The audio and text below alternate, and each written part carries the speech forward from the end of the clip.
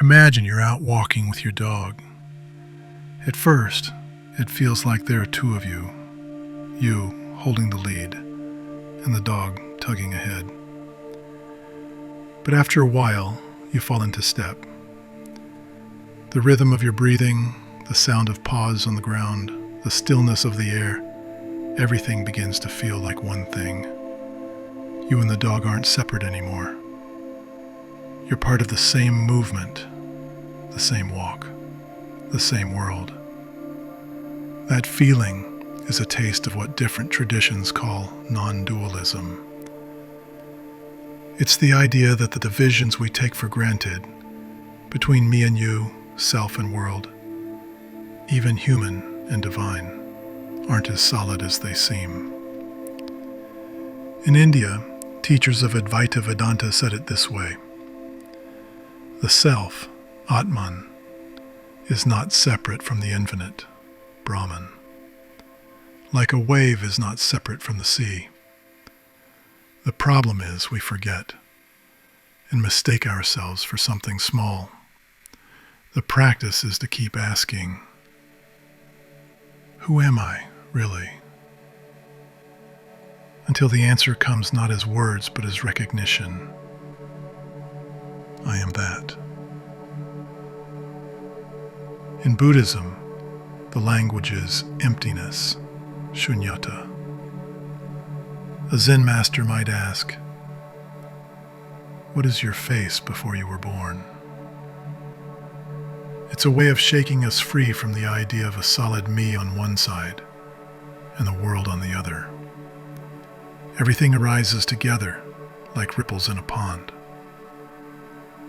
Awakening means realizing there is no fixed self, no fixed other, only the flow of life, luminous and whole. For the Sufis, the mystics of Islam, the truth is love. Rumi said, "You are not a drop in the ocean. You are the entire ocean in a drop." For them, only God exists. The rest, our egos, our little dramas, are just veils. Through poetry, music, and prayer, the Sufi dissolves into God until nothing remains but love itself.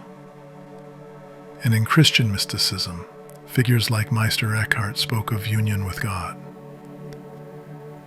The eye with which I see God is the same eye with which God sees me, he said. Here the practice is surrender, emptying the self so completely that only God remains. In that emptiness, the boundary between soul and God dissolves into love. Different traditions, different words, but the same whisper. Separation is not the final truth. Advaita says, I am that.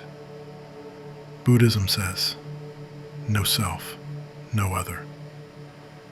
Sufism says, there is only God. Christian mysticism says, not I, but Christ in me, all pointing to the same mystery, not two. And maybe you don't need a monastery or a cathedral or a desert to find it. Maybe you can glimpse it in ordinary life, watching the sea, listening to music, walking your dog. For a moment, the edges soften. There's no me and world, no self and other. Just one seamless field of being. That's non-duality.